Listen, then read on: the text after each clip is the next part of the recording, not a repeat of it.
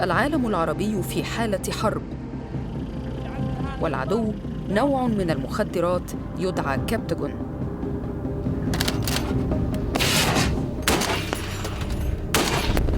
إحباط تهريب أكثر من 2,000,000 حبة كبتاجون. وبالتعاون والتنسيق مع الأجهزة الأمنية تمكنت من إحباط تهريب 6 ملايين حبة من الكبتاجون المخدر. الكبتاجون نوع من الأمفيتامين محظور وشديد الإدمان.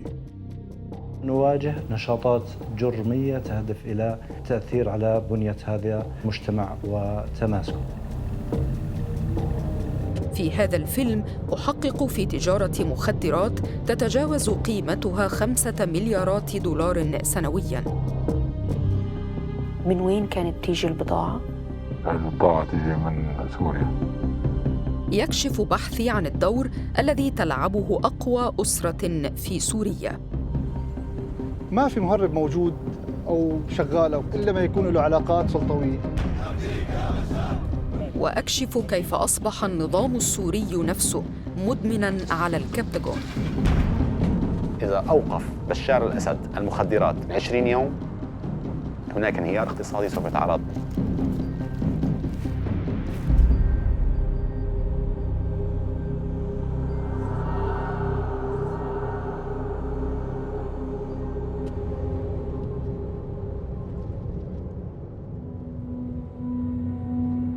بدأ تحقيقي هنا في الأردن.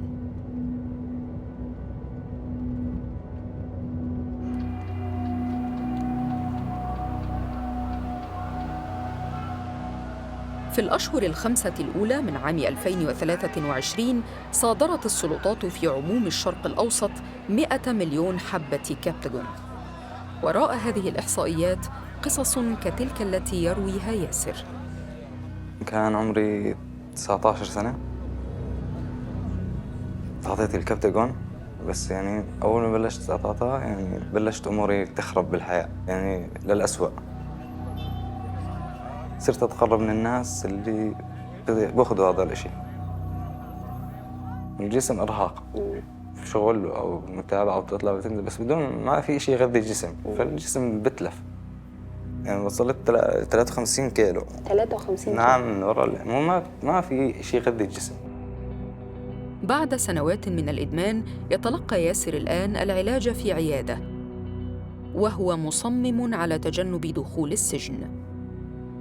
أنا عندي عيلة متجوزة عندي، وكان إنه بدي أستمر لأنه بديش أخسرهم وما بدي أخسر حالي.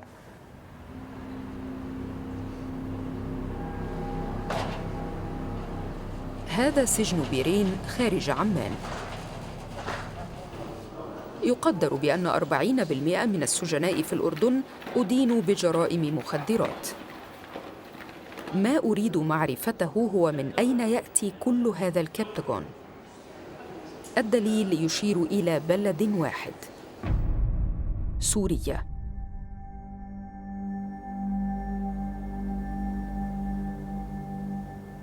ناقشت اللجنة الوطنية لشؤون المخدرات برئاسة اللواء محمد الرحمون وزير الداخلية الإجراءات. على التلفزيون السوري تعلن الحكومة أخبار انتصاراتها في مكافحة تجارة المخدرات. على الفرد والمجتمع.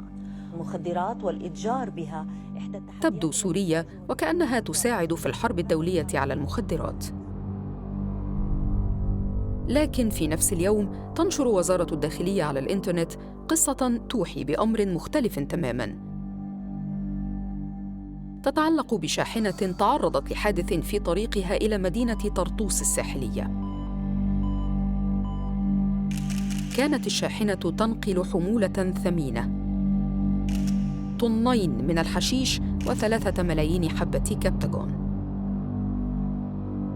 كان الرجلان في الشاحنة أخوين، قتل أحدهما وأصيب الآخر بجروح. وورد في إعلان الوفاة على الإنترنت أن المتوفى يدعى سموئيل زريق. أما شقيقه الذي نجا حسام فقد اعتقل بتهمة تهريب مخدرات. وبدا الأمر دليلاً واعداً، فالشابان هما من قرداحة، وهي بلدة في شمال غرب سوريا.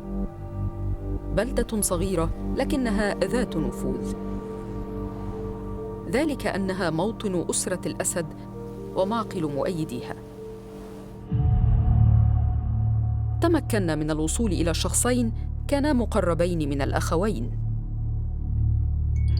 أنا بعرفهم، ساميويل خدم بأمن الدولة بالقرداحة، أخوه جندي بيشتغل مباشرة مع عائلة الأسد. أخوه نجا بس صار معه إعاقة بعد الحادث. عائلة الأسد طالعته من السجن وعملوا له عملية جراحية. العائلة بتاخد مجندين لخدمتهم وما بيقدر الجيش يرفض. لما بيشتغلوا للعائلة بينفذوا يلي بيقولوا لهم عليه: حماية، قتال، مخدرات. تمكنا من العثور على حساب صموئيل على فيسبوك، حيث كان يرتدي بدلة تحمل شعار انتساب إلى أمن الدولة.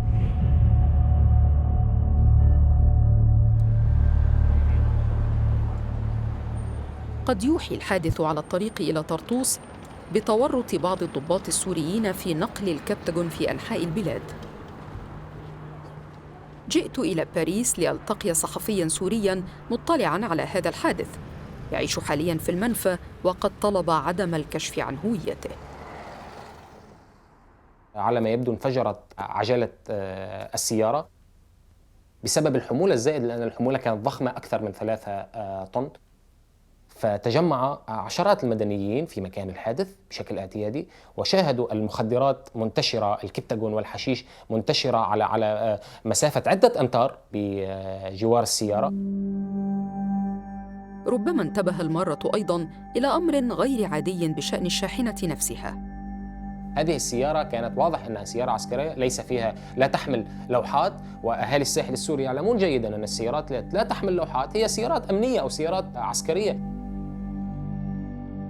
قد يفسر ذلك كيف تمكنت شاحنة مليئة بالمخدرات من عبور نقاط التفتيش العديدة على الطريق السريع. المنطقة الممتدة فقط بين حمص وطرطوس يوجد عليها 3 نقاط تفتيش لجهات أمنية مختلفة. من أين أتت المخدرات وإلى أين كانت وجهتها؟ هذه بعض الأسئلة التي أردنا الإجابة عليها. أكبر سوق للكبتاغون هو السعودية. الحبوب التي تبلغ كلفتها $1 فقط تباع هنا بأكثر من هذا السعر ب20 مرة. في 2022 صادرت السلطات السعودية أكثر من 100 مليون حبة، أي تقريباً نصف الكمية المصادرة في الشرق الأوسط كله، وتبلغ قيمتها $2 مليار. أولاً، يتم تهريب الكبتاغون من سوريا ونقله إلى الأردن. أنا الآن على معبر جابر الحدودي الدولي الذي يفصل بين سوريا والأردن. لما أقف هنا تكون حرفياً قدم اليمنى في سوريا وقدم اليسرى في الأردن. تعبر آلاف المركبات هذه الحدود كل يوم. يخبرني ضباط الحدود بأن المهربين يقومون باستمرار بتغيير أساليبهم وتكتيكاتهم. يفتشون هذه الشاحنة بحثاً عن مخابئ ربما قد تحتوي على الكبتاغون. يتبين أن هناك داخل بعض المركبات مخابئ، ربما إنجاز التعبير نقول أنها سرية معدة للتهريب خصيصاً، مما يستدعي التدقيق أكثر والاستعانة بالوسائل المتاحة. يعرضون علي أماكن الإخفاء المتنوعة التي وجدوها في السابق. حبوب كبتاغون مخفية في ألواح خشبية داخل هيكل البراد. هيكل البراد، نعم.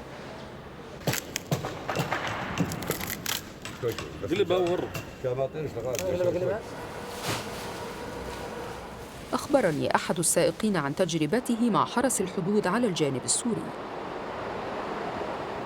أي شيء بده عندهم لازم ياخذوا عليه.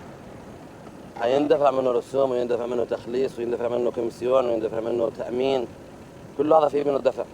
حدثني عليه على الجانبين، على الجانب السوري وعلى الجانب الآخر. على الجانب السوري أنا بحكي. طيب مين بياخذ على الجانب السوري؟ المخلص وجماعة الجيش والأمن السياسي والرابعة. بس الفرقة الرابعة أكيد. الرابعة. والجيش. والأمن السياسي. أيوة. كانت هذه أول مرة سمعنا فيها عن الفرقة الرابعة، وهي فرقة نخبوية في الجيش السوري، ولم تكن المرة الأخيرة. معظم الكبتاغون الوارد إلى الأردن يتجه إلى وجهات أخرى، لكن الطلب المحلي يزداد أيضاً. نجحت في إقناع تاجر هنا بالتحدث معي، لقد كان يبيع الكبتاغون في الشارع. بعد 2018 صارت تزيد سنتين، يعني زيادة مو طبيعية، حيث بكثرة مو طبيعية، يعني كيف تدخيله وكيف خروجه لا نعلم. ممكن حضرتك تحكي لنا عن من وين كانت تيجي البضاعة؟ البضاعة تيجي من سوريا.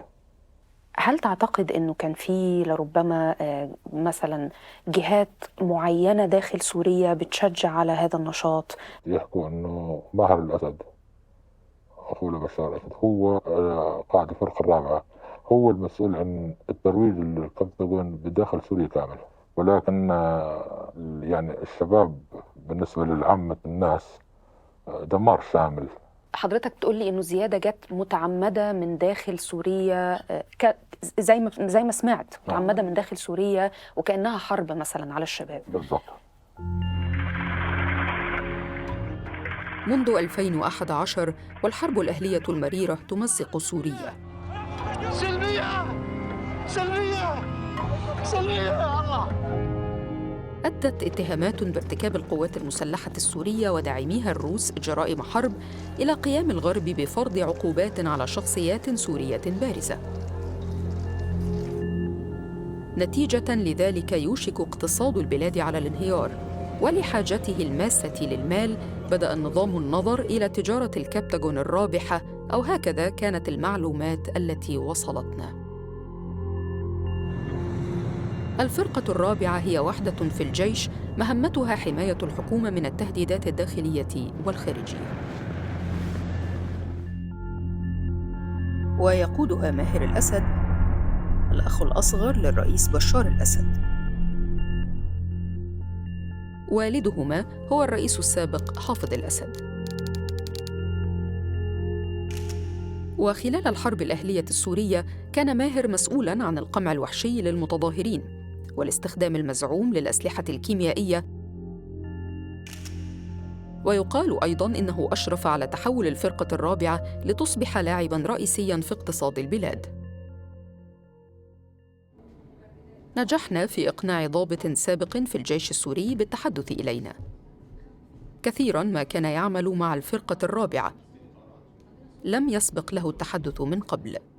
نتيجة الظروف المالية القاسية التي أصبحت يمر بها الضباط والعناصر والجنود خلال الحرب السورية، توجه الكثير من عناصر الفرقة الرابعة للعمل بعمل التهريب بشكل مباشر، فأصبحت سيارات ضباط الفرقة الرابعة تستخدم لنقل عناصر متطرفة، أسلحة، مخدرات، أي شيء انخرطت في موضوع المخدرات، بحكم كون الفرقة الرابعة هي الوحيدة القادرة على التنقل ضمن الحواجز داخل سوريا، لأنها كانت تسيطر على مواضيع التهريب.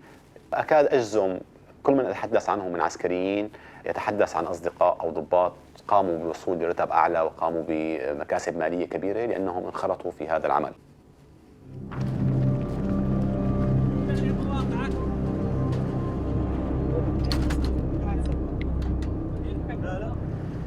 للمرة الأولى يمنح الجيش الأردني إذناً للوصول إلى دورية ليلية. توجهنا إلى الحدود مع سوريا، 375 كيلومتراً من الصحراء التي قطعها المهربون جيئة وذهاباً منذ زمن. كانوا في الماضي يهربون الأسلحة، والآن المخدرات. يفضل المهربون ليالي كهذه عندما تكون الرؤية ضعيفة، الضباب الكثيف يجعل من الصعب رؤيتهم. أحد الذين نعرفهم في سوريا زودنا بهذا الفيديو، وقيل لنا إن أحد المهربين المحليين نشره على وسائل التواصل الاجتماعي ويظهر نقل الكبتاغون في حقائب ظهر عبر الحدود.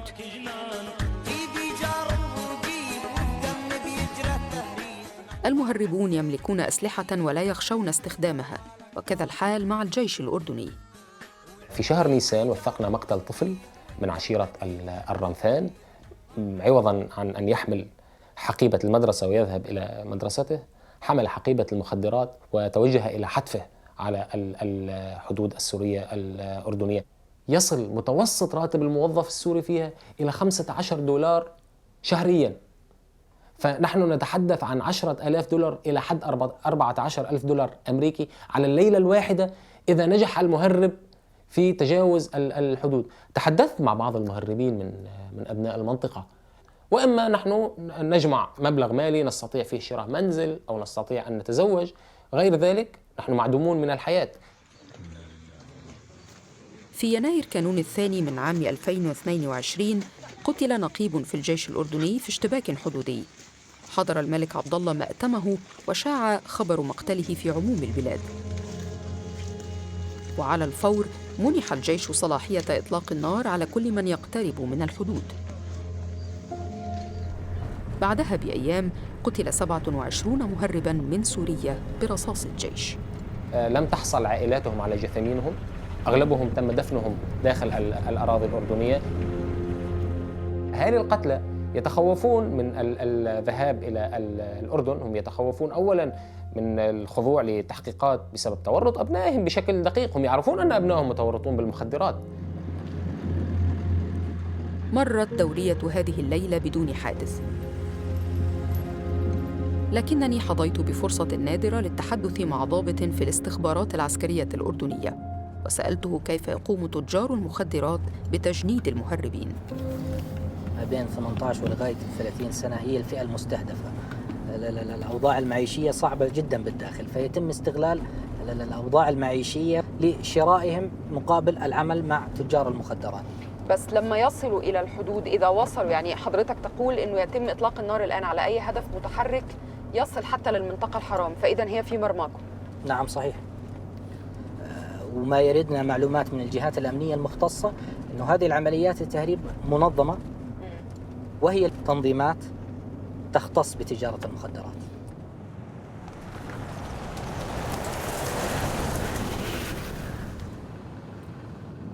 في مركز القيادة يراقب الجنود الحدود مع سوريا باستخدام كاميرات عالية القدرة بحثاً عن أي نشاط يتعلق بالتهريب. هذول الأشخاص وعددهم كثير مهربين قدموا من المواقع الأمامية باتجاه أراضينا. الآن هم يبعدوا 1.5 كيلو. الآن بواسطة الكاميرات الموجودة عندنا والأبراج الموجودة على الحدود تم كشفهم. هم مهربين، ممكن يكون معهم مخدرات، ممكن يكون معهم سلاح، ممكن يكون معهم متفجرات. هدف المنطقة الحرام. نعم. ودي رؤية ليلية طبعا. نعم صحيح. نعم. هاي الرؤية الليلية. الآن بتقربوا باتجاه الساتر الأردني عشان يجتازوا ويفوتوا جوا أراضينا. تم إبلاغ قواتنا الأرضية وهم في أهبة الاستعداد. الآن دورية رد الفعل السريع زي ما احنا شايفين تحركت باتجاههم مباشرة، وتم تطبيق قواعد الاشتباك الجديدة في القوات المسلحة. الآن تم الرماية عليهم بشكل مباشر، مجرد ما صار عليهم رماية تحركوا. الآن صاروا مشاهدين هم في حالة تراجع وفي حالة زحف، وهذا درس لهم ولغيرهم انهم ما يقربوا على اراضينا نهائيا.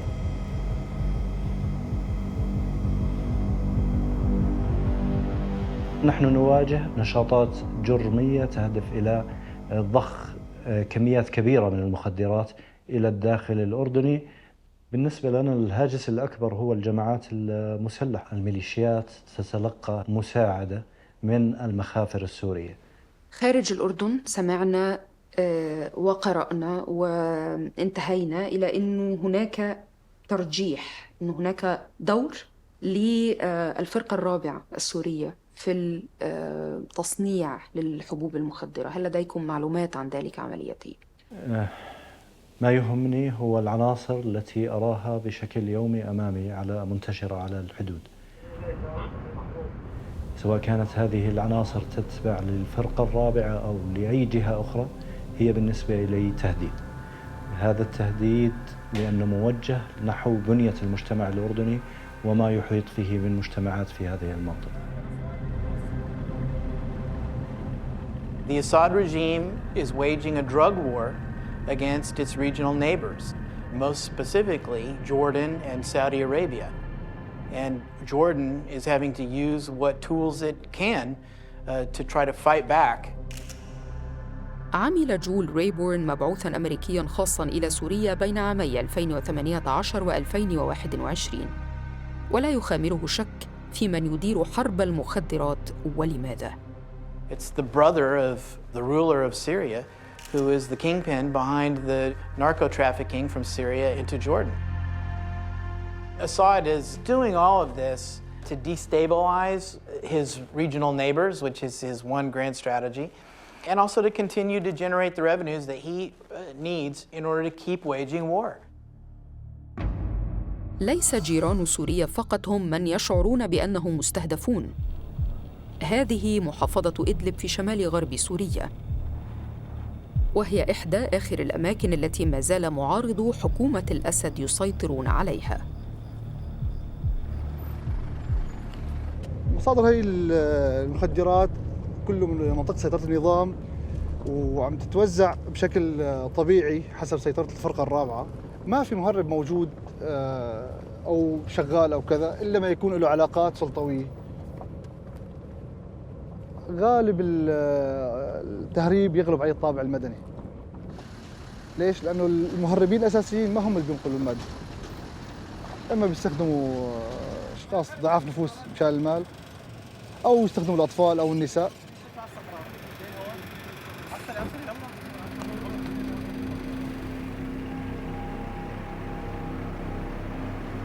في المعبر الحدودي تدخل الشاحنات إلى إدلب من شتى أنحاء سوريا، وربما تكون أي منها تنقل حمولة سرية. أوقفت شاحنة مؤخراً وهي تحمل مئات الآلاف من حبوب الكبتاغون.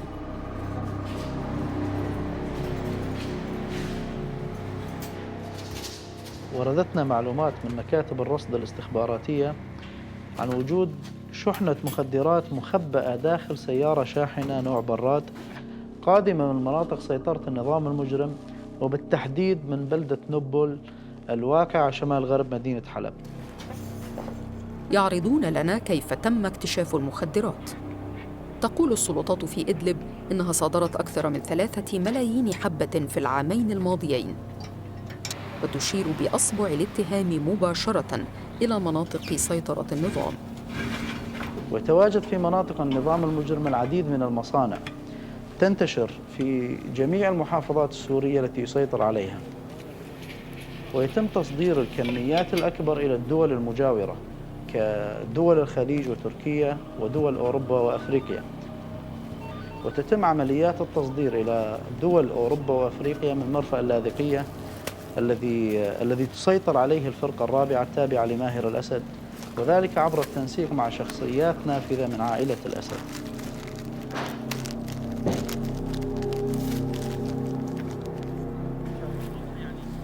فوجود المخدرات في سوريا مرتبط بوجود عائلة الأسد.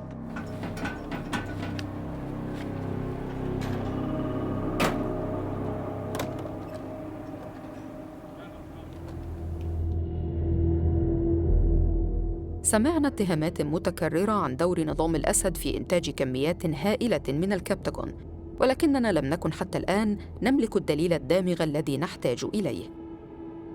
ثم اتخذ تحقيقنا منحاً غير متوقع إلى الداخل سوريا التي تسيطر عليها الحكومة. السويداء مدينة لا تبعد كثيراً عن الحدود مع الأردن، ومنذ 2020 وهي في معظم الأحيان تحت سيطرة ميليشيا تابعة للحكومة.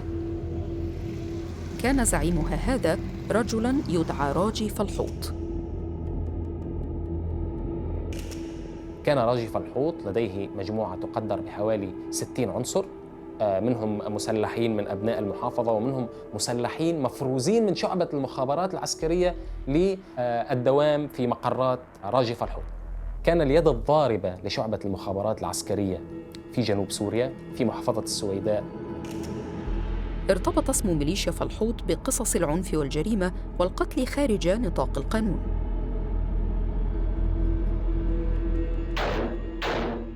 وفي يوليو تموز 2022 انتفضت مجموعات محلية ضدها.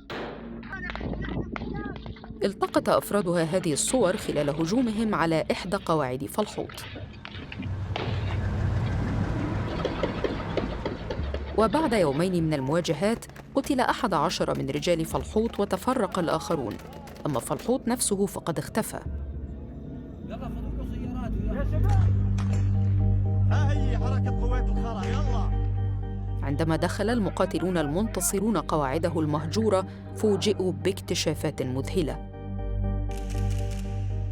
ما يبدو أنه بطاقة هوية انتساب للاستخبارات العسكرية السورية تعود إلى فلحوط نفسه، ودليل على تورطه المباشر في المخدرات، وماكينة لكبس حبوب الكبتاغون، وكميات كبيرة من هذه المخدرات معبأة في أكياس استعداداً لتوزيعها. وجاء الدليل الأكبر من هاتفه المحمول غير المؤمن، حيث تمكنا من الوصول إلى رسائله الشخصية، وقد ضم رسائل نصية بين فلحوط ورجل لبناني من معارفه يدعى أبو حمزة. كانت تربط راجي وأبو حمزة علاقة قوية جداً. هذا الصحفي السوري كان يعرف فلحوط وتابع قصته. كانوا يعني هناك صور يسهرون مع بعضهم ويخرجون مع بعضهم.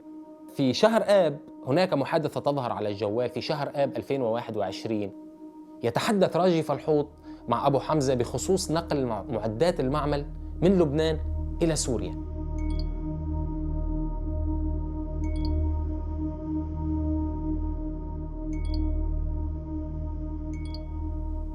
وأخبره أن إذا يعني أبو حمزة سأل راجي إذا كان يستطيع أن ينقل معدات المعمل في إحدى سياراته لتوفير $3000. استمر التواصل على واتساب عبر رسائل صوتية، ويبدو فيها فلحوط بحاجة متزايدة إلى المال. أنا بحاجتهم هسه لأني ظرفي ضيق، ولا $1000 عندي هسه على المليار دولار بعدين بعد ما يتيسر. أنت فهمت علي يمكن منيح، وفهمت ظروفي وفهمت شو عم بيع بخسارة وشو عم بصير معي. حاجة قلت لك نصو الكتاب مطحنة صغيرة، هي مش بس مصاري. لا يزال رقم أبو حمزة مخزوناً، فتمكنا من الوصول إلى هويته الحقيقية. إنه حسين رياض الفيتروني، وهو ينشر الكثير عبر التواصل الاجتماعي.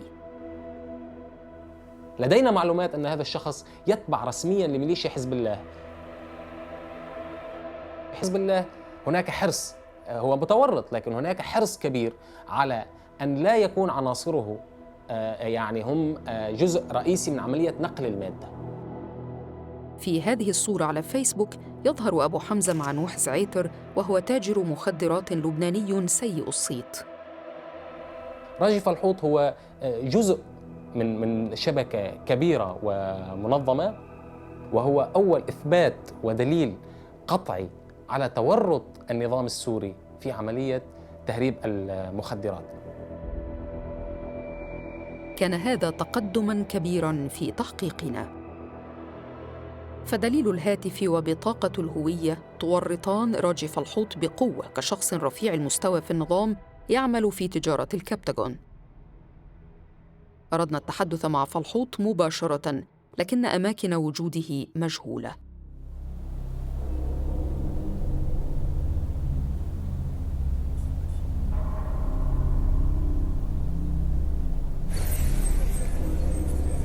كنا نأمل في العثور على المزيد من الأدلة عن دور النظام هنا في حلب الخاضعة لسيطرة النظام.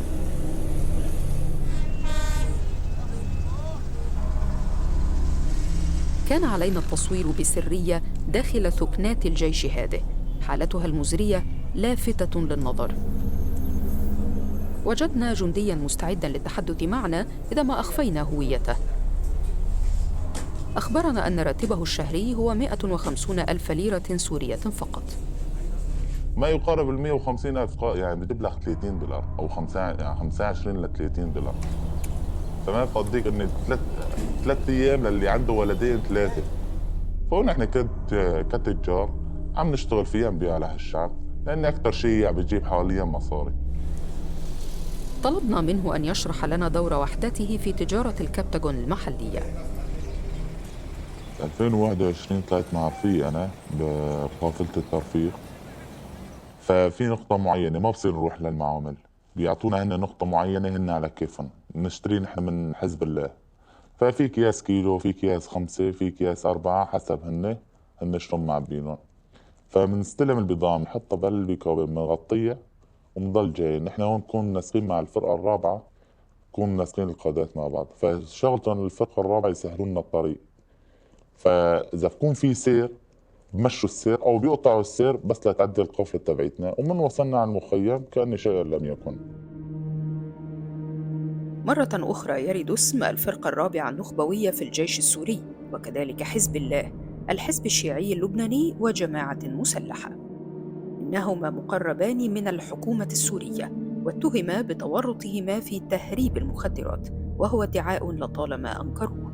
المسؤول الأول عن تجارة وتصنيع حبوب الكابتيكول هو بشار الأسد وأخوه ماهر الأسد بتعاون مع حزب الله اللبناني، ومرجوع المصاري هدول لجيوبهم الشخصية. يعتقد الضابط السوري السابق أن الحكومة السورية أنشأت صناعة الكبتاغون بشكل منهجي. عندما لاحظ النظام السوري أهمية الموارد المالية القادمة من هذه الصناعة، تم السماح لأشخاص محددين، وهم محددين بعدد يقل عن عدد مكفي اليد الواحدة، بإدارة مصانع خاصة وخطوط إنتاج خاصة بالكبتاغون. منذ ذلك الوقت تم إنشاء 3 معامل كبيرة، الآن يتم الحديث عن معمل رابع. هذه الأموال كلها يتم جبايتها وتقديمها للقصر الجمهوري. بشار الأسد هو من يطلب من ماهر الأسد هذه الأموال. بشار الأسد نظامه الآن يقوم ماليا على هذه التجارة، إذن هو من يسمح بهذه التجارة. هذه أول مرة أسمع فيها ادعاءات عن احتمالية وجود دور للرئيس بشار الأسد شخصياً في تجارة الكبتاغون. عندما نقول ناركو ستيت أو نقول دولة مخدرات، هي هذا المصطلح أن كل الموارد الاقتصادية قائمة على هذا الاقتصاد القادم من المخدرات، تكفي لأن تقوم اقتصاد دولي عليها. تجارة الكبتاغون منتشرة الآن خارج سوريا. في 2022 تكشف نطاق تجارتها العالمية في محكمة ألمانية. التقيت أحد المحققين الألمان الذي أمضى عامين للكشف عن شبكة تهريب دولية. يشكل ارتباطها بالجريمة المنظمة خطورة على المحقق إن عرضنا وجهه. We received a letter of request from Romania. There was a seizure in April 2020 in the port of Constanta with 370 kilos of amphetamine, 2,100,000 pills. And these narcotics have been hidden in a container with some cooling units. The container came from Latakia. The street value was 43.5 million euros. The Romanian authorities informed us that the transport of this container had been organized by a guy named Mohammed, and he's living here in Germany. But how did you build the case? We started like in every organized crime case with telephone surveillance. We used hidden microphones.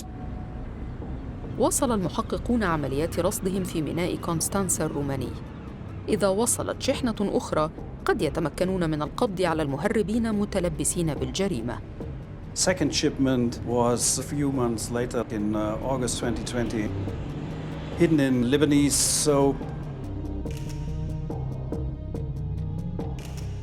1.3 tons of hashish and 4 million Captagon pills, that's about 700 kilos. And in both cases, the Captagon pills, they had the same L logo like Lexus. دانت السلطات الألمانية 3 سوريين. What's the evidence that convinced you that these men are connected to top Syrian officials? One of the defendants, he made an extensive confession after his arrest in which he said that the Syrian Army's 4th Division monitors all container traffic leaving and entering Syria. And they demand an amount of $250,000 for each container with illegal load, and another $60,000 for members working on the ground, on the harbor. تمت تعاملات المهربين نقداً أو عن طريق الحوالات، وهي طريقة لتحويل الأموال خارج النظام المصرفي العادي، لا تترك سجلات يمكن تعقبها وعادة ما يستخدمها المجرمون. كشفت القضية في ألمانيا معلومات أخرى عن صناعة الكبتاغون. Do you know where the raw material comes from? Mainly from China and then from India. China and India. How did you know that? He had phone and he was a trader for raw materials, and he bought the raw material in India and in China.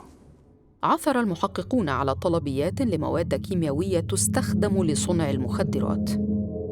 طلب لشراء 30,000 كيلوغرام من الثيوفايلين من الصين، وهي مادة رئيسية في صناعة الكبتاغون، وتكفي الكمية لإنتاج 534 مليون حبة تبلغ قيمتها السوقية $500,000,000.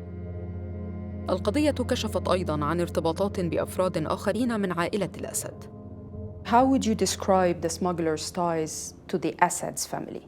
Mohammed, one of the two defendants, he did a business with Moda Shaukat and Hafiz Monsieur al-Assad for a long time. An uncle of Moda Shaukat is married to Bushra al-Assad, the president's sister. Hafiz Monsieur al-Assad is president's great cousin. We had witnesses confirmed that they did together drug trafficking. قام المحققون الألمان بتسجيل سري لمكالمات هاتفية تظهر المتهم محمد وهو يتفاخر بعلاقته الوثيقة مع أبناء عم الرئيس. Everyone knows that I was a partner of al-Assad family. Everyone leaving or arriving in Tartus or Latakia port, everyone knows that I was a partner of Munzir al-Assad. I still have a relationship with al-Assads today. They are still my friends. I was doing very well financially before I left Syria. I left $7 million in the office of al-Assad's family before leaving. By his own account, Mohammed became very rich. He had an apartment in a luxury district of Damascus. He had several cars. He had bodyguards. He was under protection of the Assad family.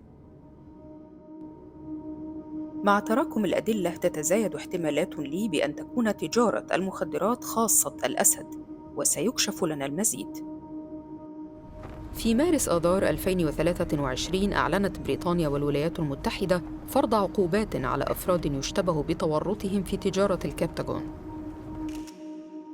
من بين المستهدفين بالعقوبات صديقان كثيراً ما يظهران سوياً على وسائل التواصل الاجتماعي.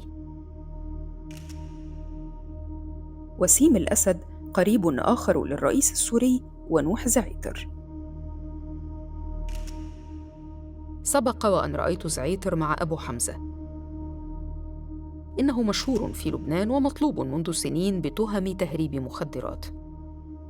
حان الوقت للانتقال إلى لبنان.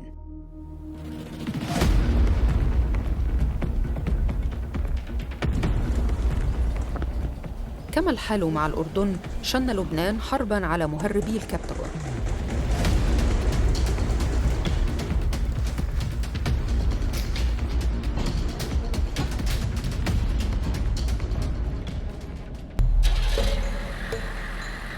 يدعي الجيش اللبناني أنه يحارب المهربين وينتصر عليهم، وأنه يقلب المعادلة في الحرب على الكبتاغون. لكننا التقينا شخصاً أخبرنا قصة مختلفة. إنه مهرب لبناني يعمل تحت أنظار الجيش هنا في وادي البقاع. ولخطورة مقابلته وجهاً لوجه فقد تحدثنا إليه عبر رابط فيديو. أوكي. نحن بيستلموا أغراض بده يجيبوها من سوريا، بيستلموها يعني جوات المعبر، جوات الأراضي السورية ما يتجاوز 100 متر عن المعبر. عيال كثير عندهم معابر، كل عائلة عندها صار عندهم معبر لأنه الدولة، وفي ناس من الدولة يعني هلا صارت الدولة تمرق، وفي يعني ما بدي اسمي اسماء ضباط. بتتكلم على كل السياسيين ولا جهة بعينها؟ جهة بعينها بلبنان؟ أنا تاجر أو أنا مهرب، معلش بنسمي أو ما بنسمي، ما بدي أروح أسمي أفضل. بحكي يعني قول له عندي كذا كذا كذا، بدك تعطيني يوم او يومين او ساعه او ساعتين. بيقول لي مقابلهم بدي 50,000 100,000 دولار بدون حملتي انا فيه. يعني هالتجربه بدي اجيبها تربح معي هالمبلغ اللي بدي ادفعه، اذا بتربح معي ليش لا. شو بيفرق بتكلفه التصنيع وشو بيفرق بالتهريب؟ بيفرق بالتصنيع، ما بكلف. قلت تفضلتي انت يعني معك معلومات تقريبا. صندوق بيحط في صندوق الكبتاغون بياخذ يمكن 200,000 حبه، بعتقد 200,000 حبه ما بيكون مكلف 500 دولار، عم بيبيع ب 20 18 17 15,000 دولار الصندوق. بصير اسعاره طايره، يعني بصير في مربح كبير كثير. يعني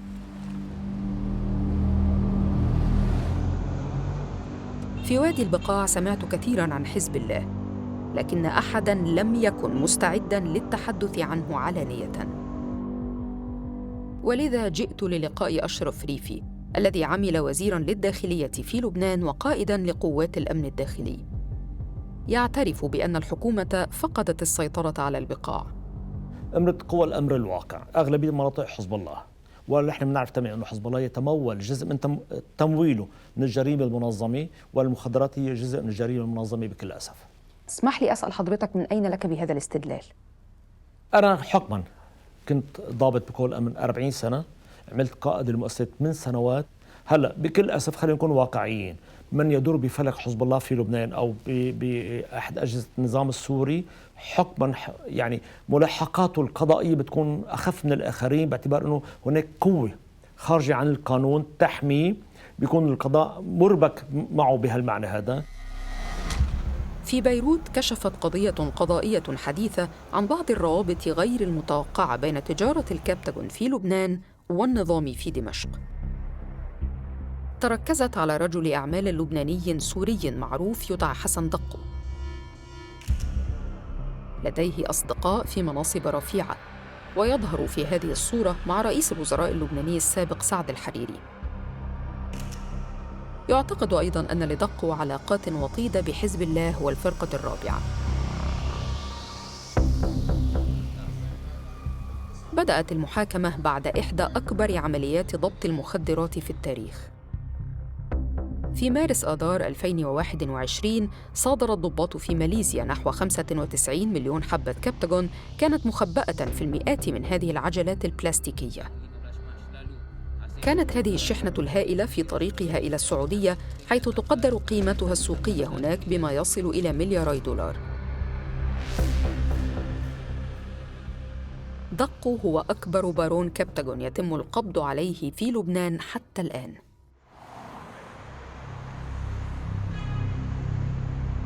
التقيت القاضي الذي حكم عليه بالسجن ل7 سنوات، ولخطورة عمله فقد أخفينا هويته. الأدلة هي عبارة عن دراسة حركة الاتصالات الهاتفية بأغلبيتها من هذا النوع، بين دقو وبين أشخاص غالبيتهم من تجار المخدرات.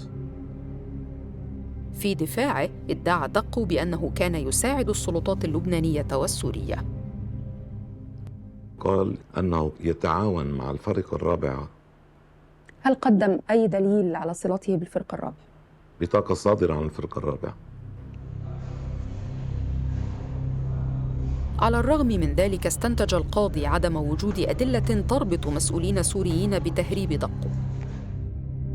حصلنا على تقرير المحكمة السري الذي يتكون من 600 صفحة. تتضمن صفحاته 600 نصوصاً لمحادثات هاتفية، إضافة إلى الشهادة التي أدلى بها إلى المحققين.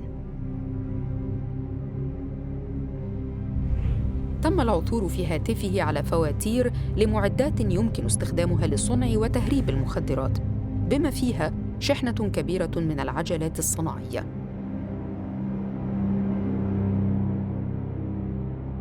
وهناك نص لمحادثة جرت قبل 3 أسابيع من العثور على الشحنة، وتتضمن قضايا تتعلق بالشحنة وتوافر سفينة.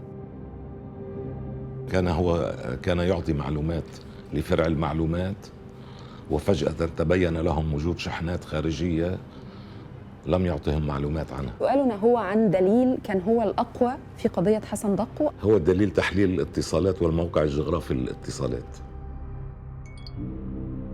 تضمن ذلك الدليل رسائل نصية مع شخص يدعى ميم. في 23 من مارس آذار 2021، وهو نفس اليوم الذي أعلنت فيه ماليزيا عن ضبط الشحنة. ويبدو أنهما يحاولان معرفة ما إذا كانت شحنتهما هي التي صدرت. لم يثبت في الحكم، حسب ما ورد في الحكم، لم يثبت أي صلة له بأي مسؤول سوري. لكننا وجدنا شيئاً يبدو أنه يؤكد تورط مسؤولين سوريين في عمليات دقو للتهريب. سلسلة من رسائل أرسلها دقو عبر واتساب إلى شخص كان يسميه المعلم. عرضنا رقم هاتف المعلم على الضابط السابق في الجيش السوري، وكان كله تقريباً مكوناً من الرقم 3. هذا رقم تم أخذه من الشركة في أوائل الأيام الأولى، ويتبع لشخص مهم جدا جدا في السلطة. مثل هذا الرقم لا يستطيع شخص عادي الحصول عليه كرقم هاتف.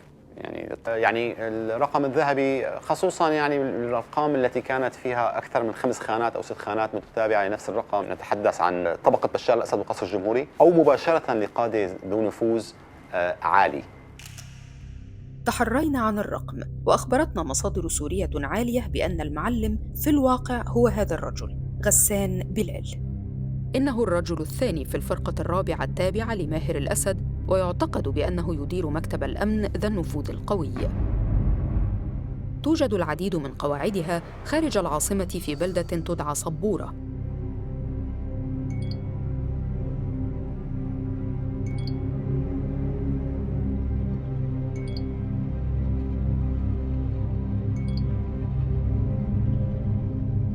بعدها أرسل دقو 4 بطاقات هوية سورية إلى المعلم طالباً تجديد تصريح أمني.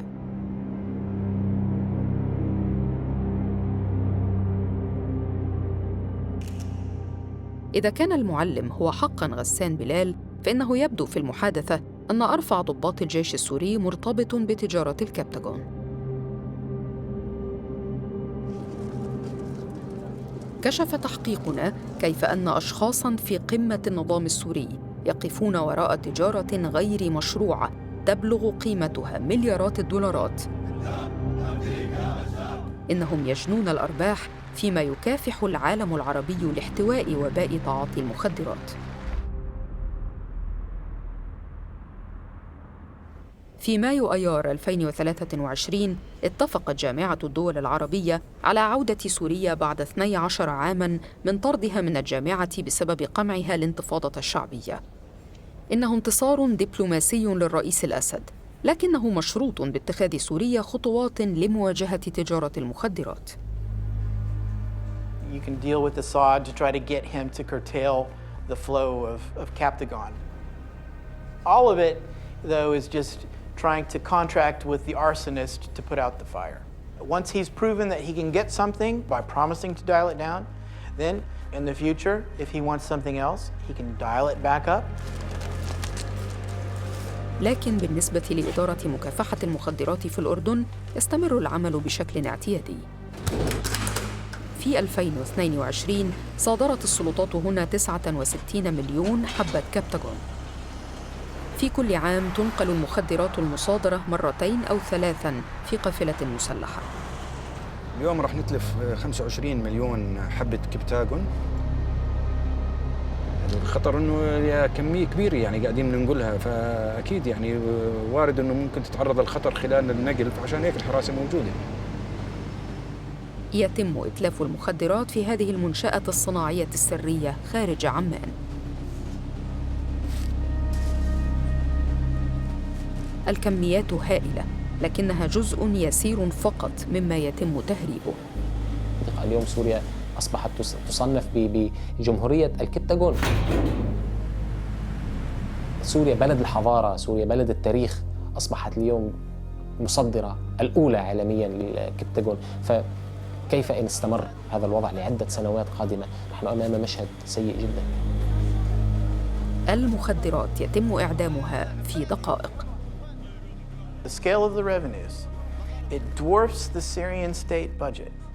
If the Captagon revenues were stopped or seriously disrupted, I don't think the Assad regime could survive that.